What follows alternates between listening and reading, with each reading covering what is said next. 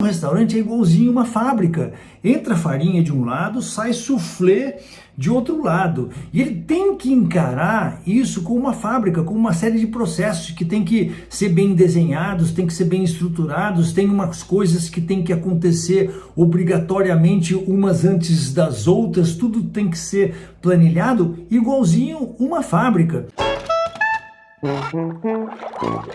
Mais um episódio do Politicast, o podcast do Na Cozinha do Politi. E aproveitando que a gente está falando de cozinha, hoje o tema é sobre cozinha, os próximos 3 episódios são sobre cozinha, esse é só simplesmente o episódio 1 de 3 que a gente vai falar sobre cozinha. E vocês sabem, vocês já me conhecem, já me viram várias vezes nos meus vídeos do YouTube, na internet, no Instagram, vestido de cozinheiro, fazendo alguma coisa dentro da cozinha. Eu tenho essa paixão mora dentro de mim. Então você está falando com na verdade eu estou falando com você, né?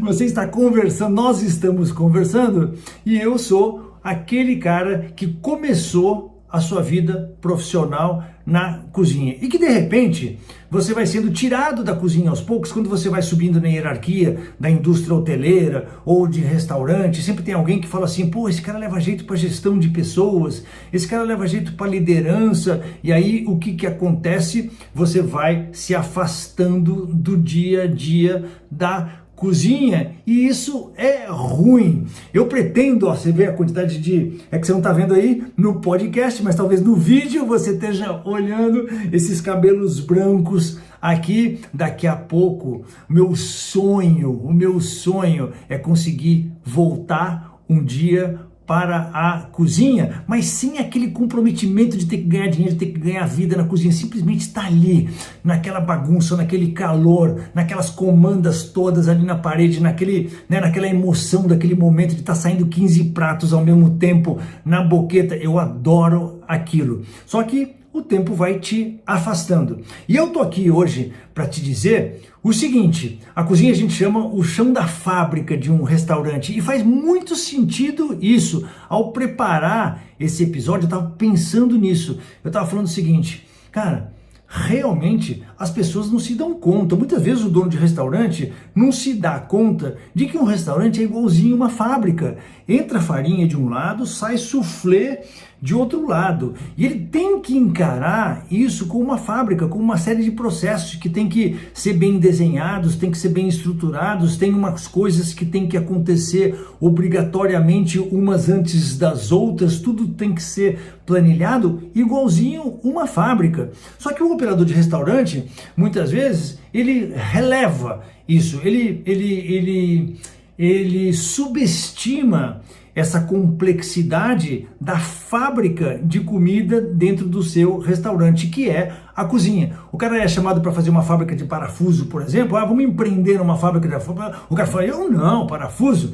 Você tá louco, eu não entendo nada disso, não sou engenheiro, não levo jeito para isso, não vou entender nada desses processos. Aí o cara é chamado para abrir um restaurante, ele fala assim: não, vamos embora, restaurante deve ser fácil, deve ser mole, todo mundo abre restaurante por aí, a gente chama um chefe de cozinha, chama um gerente, puf, abrimos um restaurante. Eu, Marcelo Politi, estou aqui para te dizer hoje que não é bem assim, que o restaurante é sim uma fábrica, tá? E a gente tem que considerar um restaurante exatamente como a gente considera uma fábrica. E a gente vai falar nesses 3 próximos episódios exatamente sobre isso. Fase 1, fase 2 e fase 3 de uma fábrica. Hoje a gente vai falar sobre a fase 1. A fase 1, muitas vezes, ela depende da complexidade da operação. Ela até muitas vezes nem é feito pelo cozinheiro, pelo chefe de cozinha. O cara, quando se torna chefe de cozinha, desculpa, ele tem que entender dessa fase 1, dessa parte mais administrativa, que é o quê? Vamos chamar de pré-fábrica. É quando os insumos, né, a mercadoria está chegando na cozinha, ela está chegando no restaurante e indo para a cozinha. O bom chefe de cozinha, ele conhece esse processo desde lá de trás, desde o momento que você necessita da mercadoria, né, do insumo, até o momento que o insumo sai na boqueta e vai para o cliente. Por isso que eu dividi essa fábrica, vamos chamar assim, em 3 etapas. Então, essa primeira etapa pode ser feita pelo administrativo, pelo estoquista. Quando é mais complexo, é feito por essas pessoas que não estão efetivamente vestidas de branco dentro da cozinha, mas em muitas operações, e é por isso que eu estou falando isso com você, o cozinheiro, o chefe de cozinha tem que dominar essa arte, principalmente nos restaurantes menores, que às vezes é o próprio cozinheiro, o próprio chefe de cozinha que faz toda essa parte da pré-fábrica, é ele que faz. Tá? Então, a gente, quando você vai abrir um negócio gastronômico, quando você está tocando um negócio gastronômico, você tem que ter clareza sobre o que envolve o trabalho nessa fábrica, tá? Então, o que a gente precisa ter na cabeça? Vamos lá, ponto por ponto, o que a gente precisa ter na cabeça nessa fase 1? Vamos chamar assim, o cozinheiro, vamos pintar um quadro na sua cabeça, o cozinheiro ainda não está vestido de branco, ele está com a sua roupa, aquela camisetinha preta normal, aquela calça jeans que ele chegou ali para trabalhar no restaurante. Então ele não entrou na cozinha ainda. Na fase 2 e na fase 3 a gente vai pular para dentro da cozinha. Então a primeira coisa que ele tem que pensar é determinar o que precisa ser comprado. Então numa cozinha de restaurante não é igual a uma cozinha de casa. As coisas que precisam ser compradas precisam ser contadas. Numa casa você dá uma olhada, você fala assim, eu vou no supermercado, eu vou dar uma olhada no que tem aqui na minha geladeira, eu olhei por alto, eu sei o que eu vou fazer hoje na hora do jantar, eu sei o que eu quero fazer amanhã na hora do almoço, eu vou no supermercado e compro as coisas que eu preciso para aquele momento, para aquele jantar, para aquele almoço do dia seguinte. Numa cozinha não. Numa cozinha você tem que ter planilhas. E a gente vai falar muito sobre todos. Você fala assim, mas o cozinheiro tem que ser um planilheiro.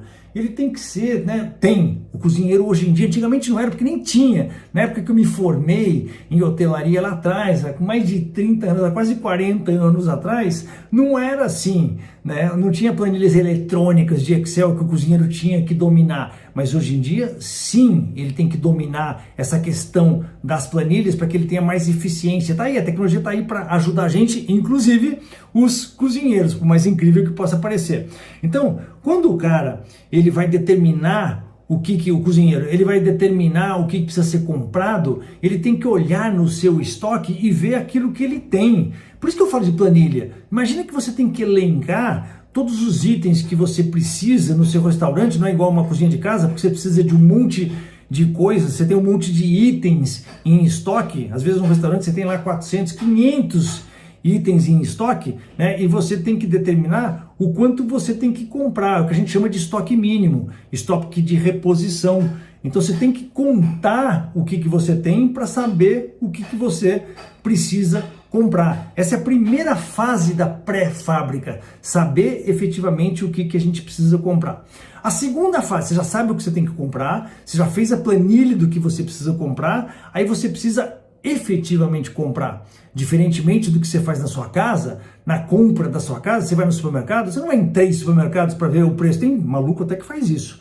Tá? Eu conheço gente até que vai e faz a cotação em 3 supermercados, depois ele vai no mais barato, ele faz uma lista do que é mais barato em cada um dos supermercados, né? E aí ele vai fazendo um por um, ele vai nos 3 supermercados e compra aqueles itens que ele viu que são mais baratos em cada um desses 3 supermercados. Aí eu vou te dizer, quando você vê um maluco desse fazendo isso na vida civil, né, um cara que não seja um cozinheiro profissional, você chama de maluco. Você fala assim, porra, quem é que tem tempo, né, de fazer isso, de fazer cotação nos 3 supermercados e depois voltar em cada um deles e comprar as coisas mais baratas, né? Quem que consegue fazer isso? Pois é, esse é o maluco do restaurante de sucesso. É exatamente isso que ele tem que fazer para ter sucesso. Porque nós estamos falando que os insumos são as coisas mais importantes que existem no nosso negócio. É a maior rúbrica que a gente tem que considerar, é o maior custo que a gente tem, são os custos de insumo. Então, se a gente não fizer isso, se a gente não fizer cotação em 3, 4, 5 lugares para cada um dos itens que a gente for comprar, a gente está deixando dinheiro na mesa. Eu sempre digo isso, a diligência, nesse caso, paga. Então você, cozinheiro, você, chefe de cozinha, né, que está trabalhando numa estrutura pequena e é responsável pelas compras, você fala assim, mas então eu vou ter que fazer cotação de tudo. Cara, eu tenho um amigo, inclusive, que ele abriu uma empresa, ele viu uma oportunidade, era um cara que é um consultor da McKinsey, era um consultor da McKinsey, uma mega consultoria das mais importantes do mundo. Ele deixou de ser consultor e ter esse trabalho importantíssimo nessa empresa porque ele viu uma oportunidade no mundo dos restaurantes, porque ele começou a perceber que muito poucos donos de restaurante fazem esse trabalho que eles deveriam fazer consistentemente. Muito poucos deles fazem isso. Ele percebeu isso, abriu uma empresa disso, fez um que a gente chama de MVP, né, do seu modelo de negócio, escolheu lá 5 clientes para trabalhar de graça para esses 5 clientes e falou para os caras assim, cara, eu consigo diminuir muito o seu volume de compra, o seu gasto, né, em dinheiro com os seus insumos, simplesmente fazendo cotação, sendo diligente com as cotações desse seu negócio. Os caras falaram, tá bom, quer fazer? Faz aí, durante 1 mês, 2 meses, o quanto tempo você precisar. Ele fez essa experiência em 5 restaurantes, fazendo cotação para cada uma das coisas que ele tinha que comprar, e ele economizou 20% em média nesses 5 clientes que ele, cara, startou o negócio dele. Esse cara tem um negócio dele, tem investidores investindo nesse negócio dele, que ele agregou um monte de tecnologia legal para fazer essas cotações online e tudo. E, cara, ele está fazendo disso o negócio da vida dele, porque é uma oportunidade que ele viu, porque ele percebeu que nenhum dono de restaurante é diligente o suficiente quanto deveria ser. Então ele fala assim, se eu consigo economizar 20% do seu negócio, se me dá 10%, você fica com 10% do ganho? Os caras falam, legal, tremendo business. Tá vendo a importância, né, da compra diligente num negócio gastronômico? Então nós estamos falando só da segunda coisa, tá? Aí a terceira coisa é o recebimento. Quando você vai receber, você já comprou, então vamos lá. Você primeiro determinou o que precisa ser comprado, aí depois você foi lá, comprou com essa diligência que a gente falou, aí depois a mercadoria chegou e você está lá, você é cozinheiro, você é chefe de cozinha, você está recebendo a mercadoria no estabelecimento. O que acontece? Né, comparar pedido de compra, porque quando você fez a compra você fez um pedido, com a mercadoria que está chegando, a nota fiscal da mercadoria que está chegando. É ver se tem alguma diferença, né, entre essa nota fiscal que chegou e o pedido de compra, porque isso acontece muitas vezes. E às vezes você é passado para trás pelo fornecedor. O fornecedor percebe que você não está atento a esse assunto, que você comprou 10 quilos de filé mignon no pedido e o cara veio e te entregou 12. E falou, passou 2, fala, tá bom, dá 2 aqui, você não tá com saco de refazer o pedido, nem de mandar a mercadoria para trás. Ou pior ainda, né, o cara fala que tem 12, mas tem 9, tem 10, aí você não fala nada um dia, no dia seguinte o que ele vai fazer? Vai te trazer de novo os 10, ele tá te dando um tango no mango de 2 quilos por cada compra que você faz de filé mignon. Aí você fala 2 quilos, né, do filé mignon, você fala assim, R$40 que eu pago no quilo desse filé mignon, cada compra o cara tá te dando um tango no mango de R$80. Aí se você faz 5 compras por mês, já dá 8 vezes 5, R$400. Olha só, vai acumulando, isso que nós estamos falando só do filé mignon. Então, você, cozinheiro, você, chefe de cozinha, né, que quer dar esse passo a mais além das panelas, né, nessa coisa, mais ficar esperto nessa questão administrativa, você tem que prestar atenção em todas essas facetas da mercadoria antes de entrar na sua fábrica. Tá? Aí depois tem a armazenagem. Chegou, então lembra, vamos lá, os passos a passo, né? Você determinou o que tem que ser comprado, você foi diligente na compra, você foi ninja na armazenagem, no recebimento da mercadoria, você não foi enganado no recebimento da mercadoria. Aí você vai armazenar. Você vai armazenar bonitinho, você não vai fazer como você faz na sua casa, que chega as compras do supermercado, você deixa em cima da mesa na sacola, a sua esposa pega lá o negócio e joga de qualquer maneira ali, tudo. Não! Lembra do supermercado? Por isso que só os caras que são muito bem organizados conseguem ganhar essa margem que tem para ser ganha aí, né, dentro de um restaurante, nessa questão dos insumos, porque a pessoa tem que ser realmente organizada para isso. Ela vai armazenar em ruas, em prateleiras no seu estoque, vai organizar da maneira que a coisa vai ser contada, né, certinha, vai colocar etiqueta nas prateleiras e nas estandes, né, nas estandes onde estão armazenados os insumos. Ali vai colocar, aqui é o local da farinha de trigo, aqui é o local do arroz, aqui então tudo tem o seu lugar, porque isso facilita a contagem, facilita você ver depois, lembra que a gente falou, determinar o que precisa ser comprado, fica muito mais fácil, porque você já sabe onde está o arroz, tá ali, já sei que é o lugar do arroz. Agora, se o arroz está ali um dia, está ali no outro dia, está ali no outro dia, cara, fica muito difícil você saber o quanto tem que ser comprado de arroz, que você tem que olhar no estoque inteiro, né? E quando a pessoa tem vários estoques, e quando ela tem estoque refrigerado, estoque seco, estoque em câmara, estoque congelado, cara, você tem que ser uma pessoa organizada nessa armazenagem. E depois, por último, essa pré-fábrica, a gente está falando da distribuição. A distribuição é aquilo que a cozinha efetivamente precisa para pré-preparar as coisas para o restaurante. É a fase 2. É o que a fase 2 da nossa fábrica precisa. A fase 1, que é essa mais administrativa, essa que a gente está falando agora, precisa mandar esses insumos para a fase 2, para a fase de pré-produção na cozinha. E isso tem também uma ciência que tem que ser levada em consideração. Vai por pedido, vai cantado de boca, o cozinheiro, qualquer cozinheiro entra lá no estoque, pega o que ele precisa e vai para a cozinha? Não, isso aqui não é bagunça, isso tem que ser organizado, né? Tem um período determinado de retirada de mercadoria, tem os horários determinados, não é qualquer pessoa que pode entrar no estoque e sair pegando, tem um pedido, né, de mercadoria que tem que ser feito da cozinha para o estoque, para que você compute isso, né, no seu banco de dados, no seu ERP, na sua contabilidade, que isso daí saiu efetivamente do estoque. Então, são essas 4 coisas que eu quero que você, que quer se profissionalizar na cozinha, preste atenção muito antes da mercadoria chegar na cozinha. São essas 5 coisas.